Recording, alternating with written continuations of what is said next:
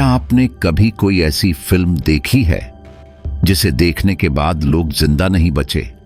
क्या आप जानते हैं कि 80 और 90 के दशक में एक ऐसा किरदार भारतीय सिनेमा में उभरा जिसने लोगों की नींदें छीन ली? आज हम बात करेंगे उस किरदार की जिसका नाम सुनते ही डर रेंगने लगता है। वो किरदार है सामरी, रामसे ब्रदर्स की फिल्मों का वही भयानक, विकृत और खून का प्यासा दरिंदा सामरी। लेकिन क्या आप जानते हैं कि यह महज एक काल्पनिक किरदार नहीं था? कई लोगों का मानना है कि सामरी असल में एक सच्चे शैतान से प्रेरित था, एक ऐसा इंसान जो मरने के बाद भी चैन से नहीं सोया। कहानी शुरू होती है 1912 में, ब्रिटिश भारत में बंगाल के एक वीरान गांव बेनाग्राम से, जहां एक तांत्रिक रहता था जिसका नाम था सामरनाथ। सामरनाथ एक सनकी साधु था जिसने मौत को मात देने का दावा किया था। कहते हैं वो श्मशानों में रहता, मुर्दों से बातें करता और काली विद्या में पारंगत था। लोग कहते हैं कि एक रात गांव वालों ने उसकी काली करतूतों से तंग आकर उसे जिंदा जला दिया।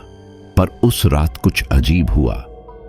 जैसे ही उसकी देह जल रही थी, अचानक चारों ओर काला धुआं भर गया और उसकी चीखों में ऐसी ताकत थी कि पास खड़े 2 लोग वहीं ढेर हो गए। कहा जाता है कि सामरनाथ की आत्मा आज तक मुक्त नहीं हुई है। सामरनाथ से ही प्रेरित एक हॉरर किरदार बनाया गया जिसे नाम दिया गया सामरी, एक ऐसा नाम जिससे डर खुद कांप जाए।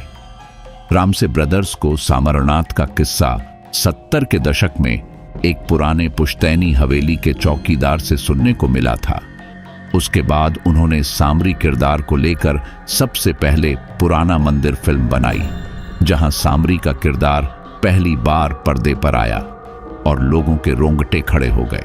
लेकिन जो सबसे खौफनाक था वो ये कि इस फिल्म को देखने के बाद 2 लोग रहस्यमयी परिस्थितियों में मारे गए। एक दर्शक को थिएटर से लौटते समय हार्ट अटैक आ गया। दूसरे की बॉडी 2 दिन बाद बाथरूम में मिली, आंखें फटी हुईं और चेहरे पर खौफ स्थिर था। यह महज इत्तेफाक था या कुछ और? क्या सामरी सच में उस फिल्म के पर्दे से निकलकर लोगों के जहन में घुस गया? क्योंकि ये मौतें वहां रुकी नहीं। रामसे ब्रदर्स की हर फिल्म जिसमें सामरी आता, उसके रिलीज के कुछ ही हफ्तों में किसी न किसी दर्शक की मौत की खबर आती। एक लाइटमैन का तो दिमागी संतुलन ही बिगड़ गया। वो जोर से चीखा, सामरी आ गया, और उसके बाद वो छत से कूदकर अपनी हड्डियां तुड़वा बैठा। क्या आपने कभी गौर किया है कि सामरी की आंखों में जो नजर आता है वो सिर्फ अभिनय नहीं बल्कि एक असली अभिशाप है? रामसे ब्रदर्स ने कभी खुलकर नहीं कहा, लेकिन एक पुराने इंटरव्यू में श्याम रामसे ने यह स्वीकार किया था कि हमने कुछ ऐसा छुआ जो हमें नहीं छूना चाहिए था। उनकी स्क्रिप्ट्स में पहले सामरनाथ का नाम ही था, जिसे बाद में बदलकर सामरी कर दिया गया, जिसका रहस्य आज भी कायम है। लेकिन असली सामरनाथ की आत्मा अब भी कहां है? क्या वो वाकई में सामरी के किरदार में समा चुकी है?